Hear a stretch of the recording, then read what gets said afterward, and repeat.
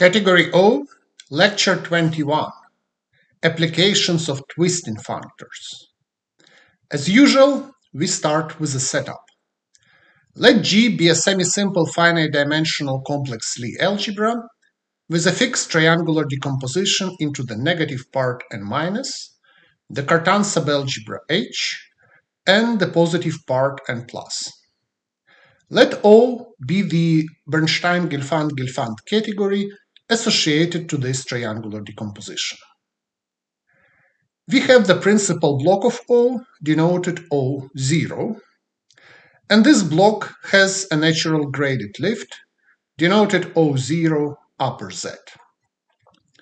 We also denote by W the while group of G.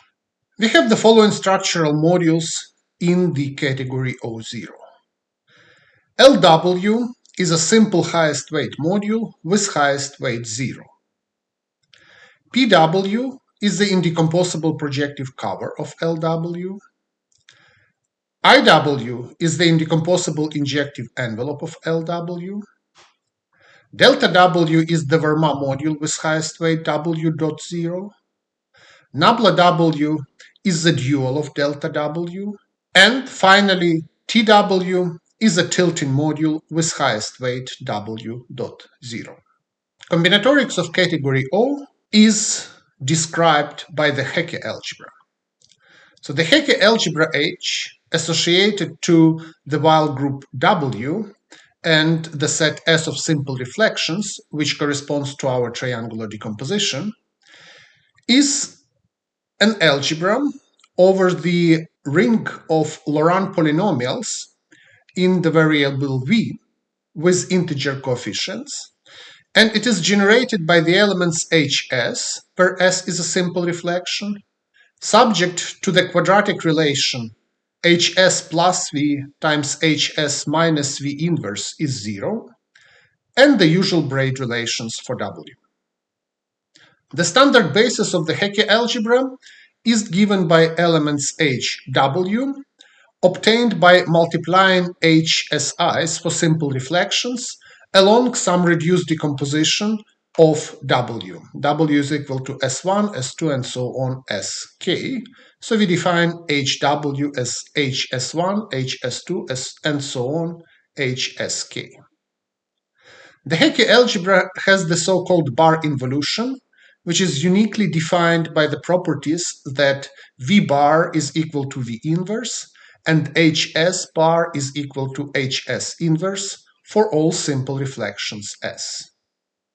Using this bar involution, we can define the Kazhdan-Lusztig basis of the Hecke algebra, and this is a basis which is uniquely defined by the following properties.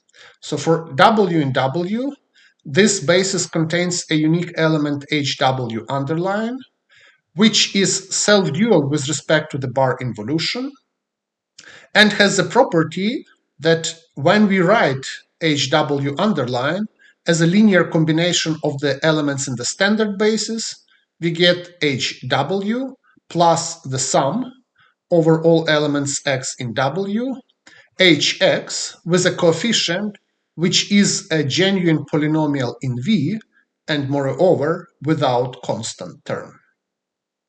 The Kazhdan-Lusztig polynomials are then defined as the elements of the transformation matrix between the standard basis of the Hecke algebra and the Kazhdan-Lusztig basis. So now let us describe the graded combinatorics of the principal block O0. Let us consider the Grothendieck groups of O0 and of the graded lift of O0. There is a unique isomorphism phi from the Grothendieck group of O0 to the free abelian group generated by elements of W, which sends the class of the Verma module delta W to W. Further, there is a unique isomorphism phi between the Grothendieck group of the graded version of O0 and the Hecke algebra, which has the following two properties. The first property is the same as in the ungraded case, that the class of the Verma module is sent to the element HW of the standard basis of H. And the second property is that this isomorphism intertwines the shift of gradient with the multiplication by our variable v. Kazhdan-Lustig's conjecture, which is a theorem, then states that capital phi sends the class of the projective module Pw to the element Hw underlined of the Kazhdan-Lustig basis. Corollary, in the graded version of the principal block, we have that the multiplicity of delta y shifted by minus I as a subquotient of the standard filtration of Px, which is by the BGG reciprocity the same as the composition multiplicity of Lx shifted by minus I in delta y. So this number equals the coefficient at the monomial v to the power I in the Kazhdan-Lustig polynomial hyx. In particular, in the ungraded version of category O, the multiplicity of delta y in Px coincides with multiplicity of Lx in delta y and is given by evaluating the Kazhdan-Lustig polynomial hyx at 1. Our first application of twisting functors will discuss Zergel's character formula for tilting modules. So the problem which we are trying to solve is what is the character of the tilting module Tx. Recall that the tilting module Tx is the unique module with highest weight x dot 0, which has both a filtration with Verma subquotients and a filtration with dual Verma subquotients. From the previous slide, we already know the character of the Verma module. This is given by evaluation of Kazhdan-Lustig polynomials. So to determine the character of a tilting module, it remains to determine the multiplicity of delta y in a standard flag of Tx for each x and y. As usual, we denote by W0 the longest element in W. Theorem, which is due to Zergel from 97, for all elements x and y in W, and for any non-negative integer I, the multiplicity of the dual Verma module nabla W0.y shifted by minus I in the tilting module T W0x coincides with the multiplicity of delta y shifted by minus I in the projective module Px. Note that the multiplicity of delta b shifted by I in the tilting Ta coincides with the multiplicity of nabla b shifted by minus I in Ta because of the simple preserving duality star on category O. So all tilting modules are self-dual for the simple preserving duality, and it sends deltas to nablas. So this theorem was proved in the paper Charakterformel für Kippmodulen über Kac-Moody-Algebren by Zergel in 97. Let us now discuss a proof of Zergel's character formula using twisting functors. Consider the twisting functor Tw0. So we twist by the longest element in W. We know that twisting functors are acyclic on Verma modules. And we know that twisting functors commute with projective functors. Our first claim is that Tw0 sends the Verma module delta U to the dual Verma module nabla W0U. To see this, we take some reduced expression of W0. So we write W0 as S1, S2, and so on as K. But we fix such a reduced expression that it is coordinated with the product W0U W0 times W0U inverse. W0U W0 should be a prefix of this reduced expression, and W0U inverse should be a suffix of it. And then we can use that twisting delta A by a simple reflection S in the case when SA is greater than A gives us delta SA. So using this and the suffix of the reduced expression, we can twist delta u all the way to W0. And then delta W0 is a nabla W0. And then we can use the twisting nabla A by a simple reflection S, such that SA smaller than A produces nabla SA. And then using the prefix of our reduced expression, starting from nabla W0, we will go all the way down to nabla W0 U. Note that twisting by W0, the dominant Verma module PE, which is the dominant projective module, we get the simple tilting module TW0, which is delta W0 and nabla W0. Consequently, so if we twist by W0 px, so px is theta x applied to PE. Twisting and theta x commute, and so we get theta x applied to twist by W0 of PE. But we know that this is TW0, and applying theta x to TW0, we get TW0x.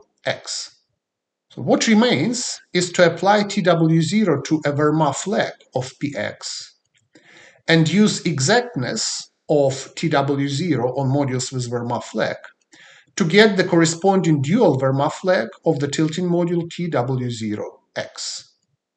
So we know that TW0 sends Verma modules to dual Verma modules. We have explicit correspondence on the indices. So the Verma flag of Px will be sent to a dual Verma flag of TW0x. And by exactness, the multiplicities in these two Verma flags will match.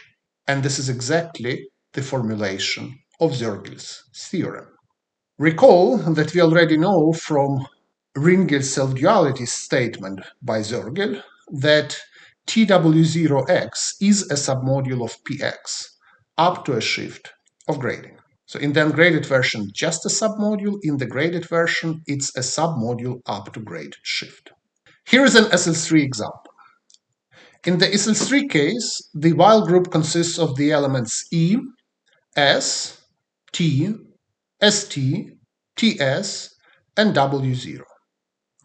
And here is the graded picture of indecomposable projectives in which we color standard flags according to the colors of the elements, and the corresponding tilting submodules in which we color costandard flags. So it's the image of the standard flag under TW0.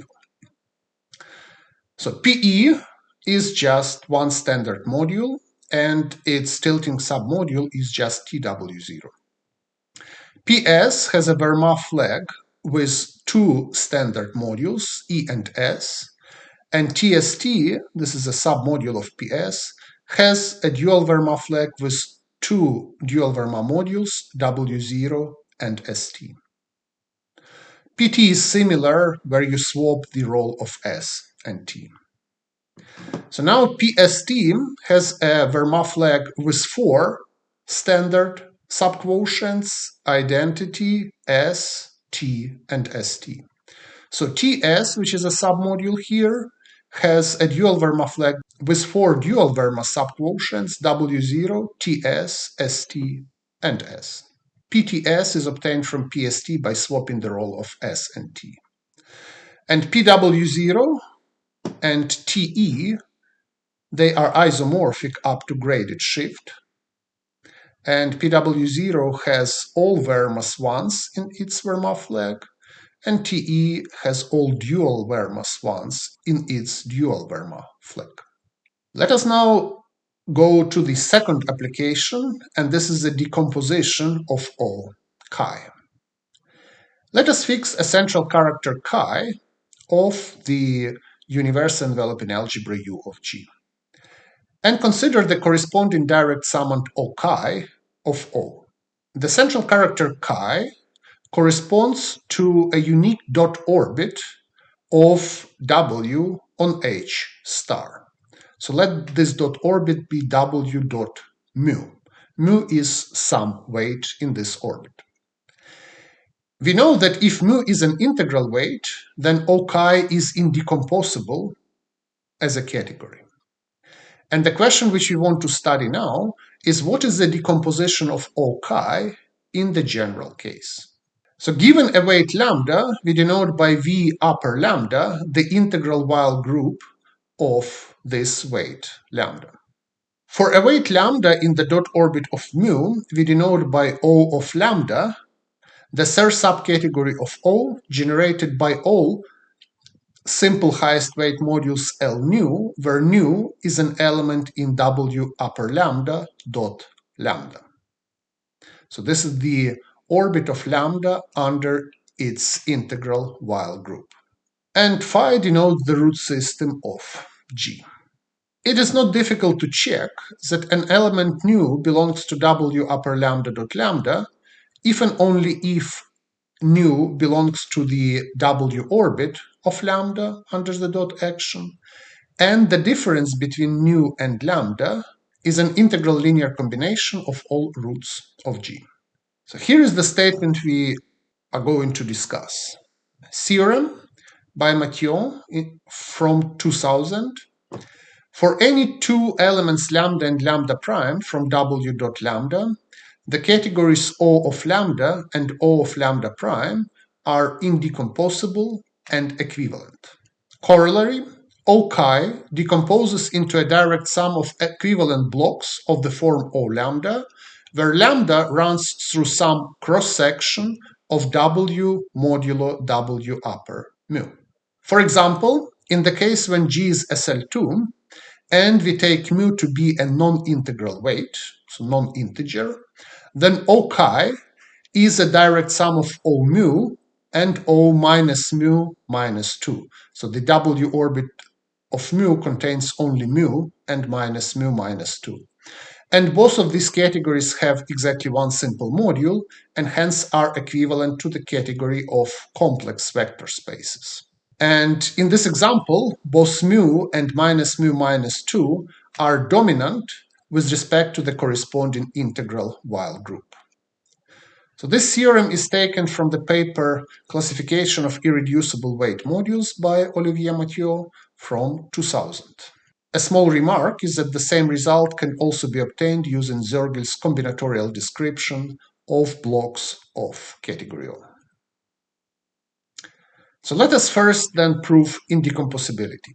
Claim, each O lambda is indecomposable. Proof, let us consider the dot orbit of lambda with respect to the integral while group W upper lambda. So this set contains a unique dominant element lambda overlined with respect to the integral group and a unique antidominant element lambda underlined with respect to W lambda. From the BGG structure theorem for Verma modules, it follows that the indecomposable Verma module delta lambda overline contains all Verma modules delta nu, where nu is an element in W lambda dot lambda. Alternatively, the same theorem implies that delta lambda underline is a circle of all Verma modules delta nu. From this, it follows that O lambda is indecomposable, because we have an indecomposable module which contains all simple objects in this category. Next, let us discuss equivalence. Claim, for lambda lambda prime in W dot mu, the categories O lambda and O lambda prime are equivalent. Of course, it is enough to consider the case lambda prime is equal to S dot lambda, where S is a simple reflection. If the simple reflection belongs to W lambda, then of course O lambda and OS lambda are equal, not only equivalent, because S dot lambda and lambda differ by an integral multiple of a simple root. Let us assume that the difference between S dot lambda and lambda is not an integral multiple of a root. Apply the twisting functor Ts to O of lambda. Using our SL2 computation and the SL2 nature of twisting functors, we see that Ts maps O lambda to Os dot lambda. And it is exact because all modules in O lambda are S infinite. So this is because S dot lambda and lambda do not differ by an integral multiple of a root. So by construction, the functor Ts is faithful, and by the SL2 computation, its square is the identity on characters. From this, it follows directly that this functor is actually an equivalence of categories. So here is an SL3 example. We have the same while group as before, and we consider three different cases for elements. So we consider an element lambda whose integral while group is generated by S, an element mu whose integral while group is generated by T, and an element nu whose integral while group is generated by W0. So in the pictures which we present, solid connections are integral, dotted connections are not integral, same colors correspond to elements in the same block, and different colors correspond to elements in the different blocks. So for the element lambda, we have that the orbit of lambda, which consists of 6 elements, actually splits into a disjoint union of 3 blocks. So lambda and S dot lambda, so they are the same block. Then T dot lambda and Ts dot lambda are in the same block, and St dot lambda and W0 dot lambda are in the same block. So for mu, the situation is reversed, so we just swap the role of S and T. And for nu, we have the situation where nu and W0 dot nu are in the same block. So T dot nu and St dot nu are in the same block, and S dot nu and Ts dot nu are in the same block. So our next application is to projective dimension of Verma modules. So now we restrict our attention to the principal block O0. The problem which I want to address is what is the projective dimension of delta W for W in W. We already know from the previous lectures that this projective dimension is bounded by the lengths of W. Here is now a new proof which uses twisting functors. So we do induction with respect to L of W. So if W is E, then delta E is PE, and the projective dimension of delta E is 0 because it's a projective module, and this coincides with the lengths of E. Assume we have shown that the projective dimension of delta W is less than or equal to the lengths of W for some W. And assume that S is a simple reflection such that SW is greater than W.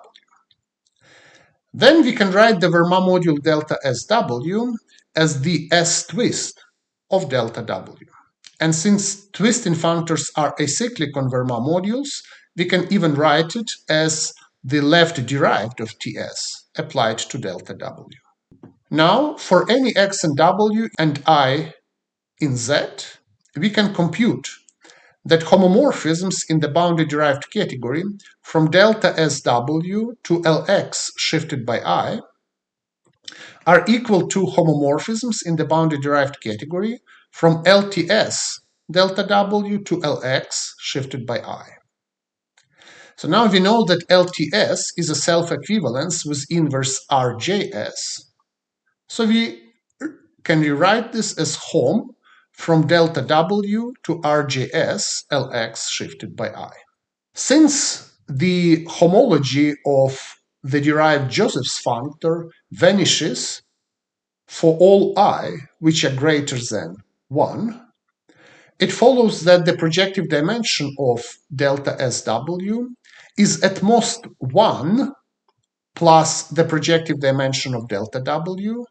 So by inductive assumption, this is 1 plus LW at most, and this is exactly LSW. And this completes the proof of this estimate that the projective dimension of delta W is at most LW. And it also suggests how we can prove the exact formula, what we do now. So now the claim is that the projective dimension of delta W is equal to LW. And what we need to do, we prove by induction on W that x of degree LW from delta W to LE is non-zero. So the basis of the induction is W is equal to E, where the claim is clear because the home from delta E to LE is non-zero. For the induction step, again, we take S to be a simple reflection such that SW is greater than W, and we compute just like we did on the previous slide. Home in the derived category from delta SW to LE shifted by L of SW is equal to, so we rewrite delta SW as LTS delta W. On the next step, we move LTS to the right using the adjoint functor RJS. And we also rewrite LSW as LW plus 1. We know what the functor RGS does to LE. It shifts it in homological position one step to the right, so which kills this plus 1. So we get this formula, and by the inductive assumption, home from delta W to LE shifted by LW is non-zero. And since we already knew that projective dimension is at most LW, this completes the proof of the claim that the projective dimension is exactly LW. Next, let us discuss projective dimension of dual Verma modules. So the problem is, what is the projective dimension of nabla W for W in W? Again, from the previous lectures, we know that this projective dimension is bounded by 2 LW0 minus LW. Let us again give a new proof for this bound using twisting functors. We do induction with respect to LW. If W is equal to W0, then nabla W0 is equal to delta W0, and we have just proved that the projective dimension of delta W0 is LW0, which coincides with 2 LW0 minus LW0. Assume now that we have established that the projective dimension of nabla W is at most 2 LW0 minus LW for some W. And assume that S is a simple reflection such that SW is smaller than W. Then we can write nabla SW as the S twist of nabla W, and moreover as LTS applied to nabla W. This is because the first cohomology functor of TS vanishes on nabla W because of this condition, that SW is smaller than W. And we do the same computation as before. So home in the derived category from nabla SW to a shifted simple can be written as home in the derived category from LTS nabla W to this shifted simple. And then we move LTS to the right using the right derived of Joseph's completion, and use the same argument that all higher deriveds for Joseph's completion vanish, so only 0 and the first cohomology functor are relevant. And so the projective dimension via this computation can increase at most by 1.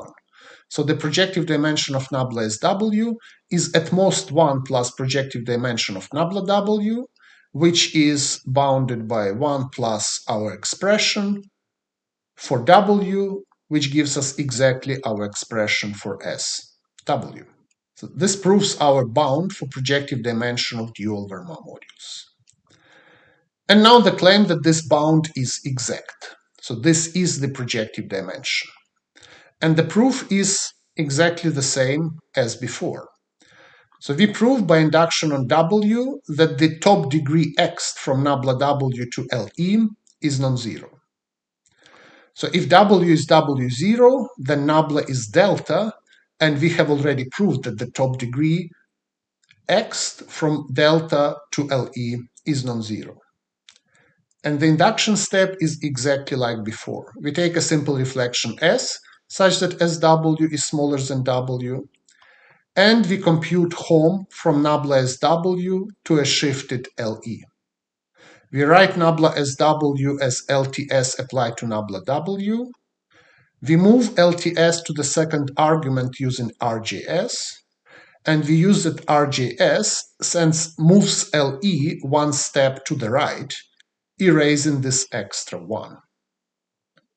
And we reduce our problem exactly to the inductive assumption, which gives us that this top degree X is non-zero.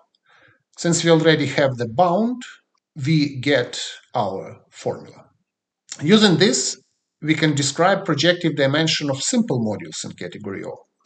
The claim that the projective dimension of LW coincides with the projective dimension of nabla W. So it's given by 2LW0 minus LW. Again, we do induction on W. If W is W0, then LW0 is delta W0 and is nabla W0. And so we know that the projective dimension is the right one.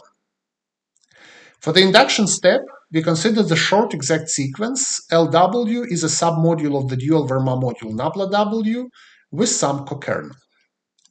Note that all simple subquotients of the cokernel have the property that X is greater than W. Therefore, by induction, the projective dimension of the cokernel is strictly smaller than 2LW0 minus LW.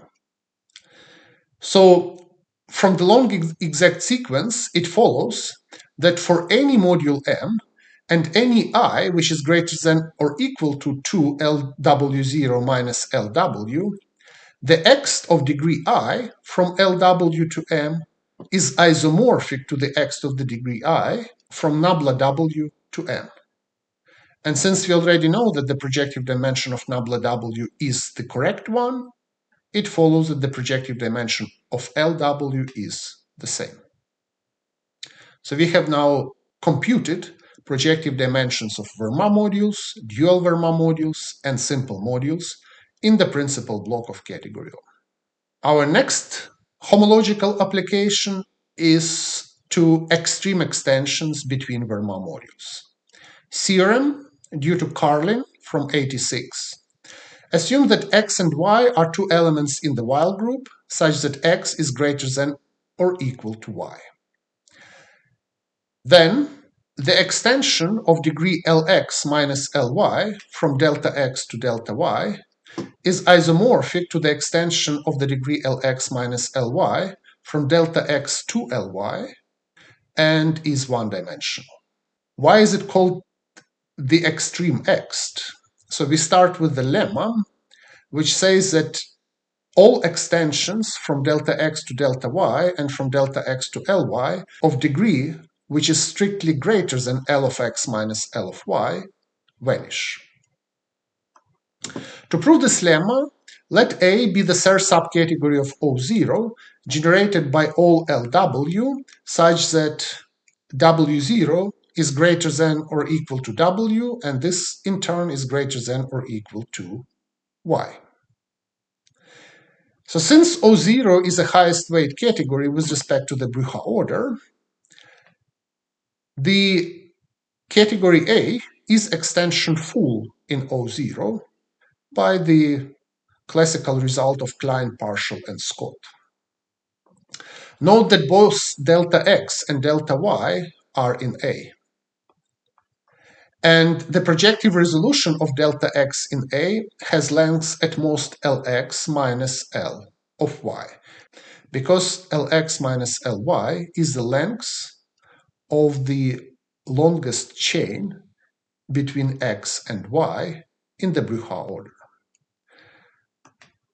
So here I used the original paper by Klein, Partial, and Scott on highest weight categories, and the theorem itself comes from Carlin's paper Extensions of Verma Modules from 86. So let us now prove Carlin's theorem. So we do double induction on L of X and on the difference L of X minus L of Y. The basis of the induction is the situation where X is equal to Y. So in this case, delta X is equal to delta Y, and home from delta X to delta X is isomorphic to home from delta X to Lx and is one-dimensional. For the induction step, we consider two different cases. Case 1 assumes that there is a simple reflection S such that Sx is smaller than x and Sy is smaller than y. Then let us compute the extreme x from delta x to delta y. Because of our assumption of S, we can write delta x as delta Sx and then Ts twisted. And we can write delta y as delta Sy and then Ts twisted.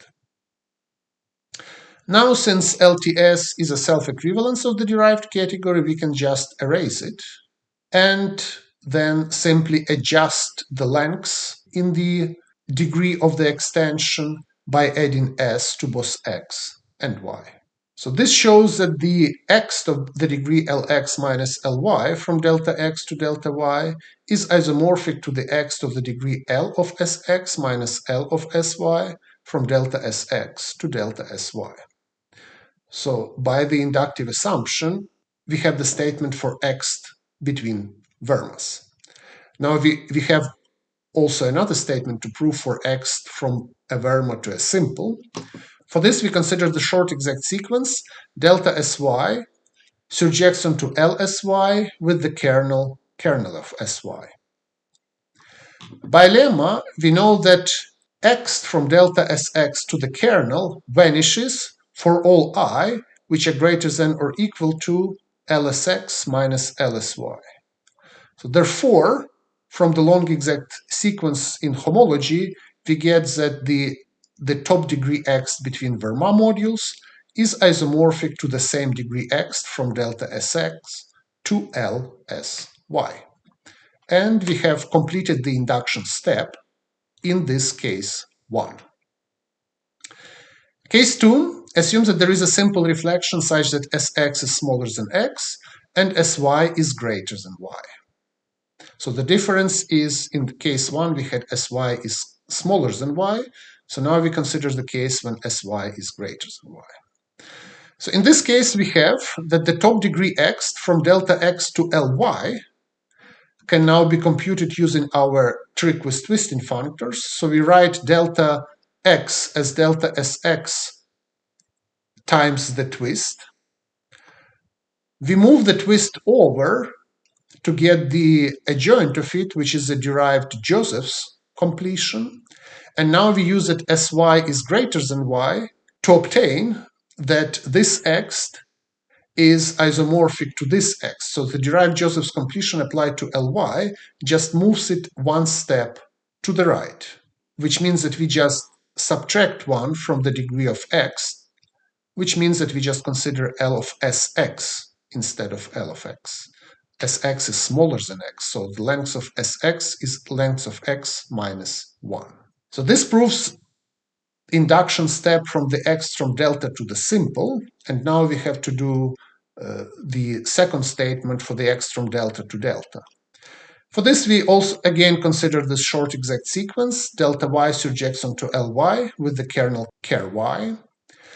And using lemma, we know that all x from delta Sx to the kernel vanish when the degree of the x is greater than or equal to Lsx minus Ly.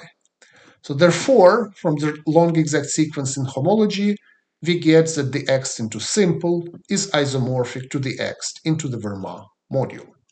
And this completes the proof of the theorem. Finally, let us discuss arbitrary extensions between Verma modules.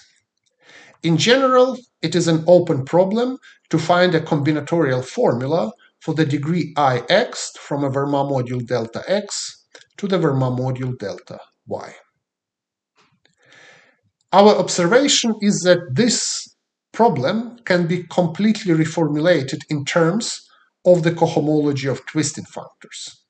So we claim that for I in Z and xy in W, the dimension of xi from delta x to delta y is equal to the multiplicity of Le in the ice derived functor Ri jx inverse applied to delta y, which is equal to the multiplicity of Le in the i's derived functor of tx inverse applied to nabla y.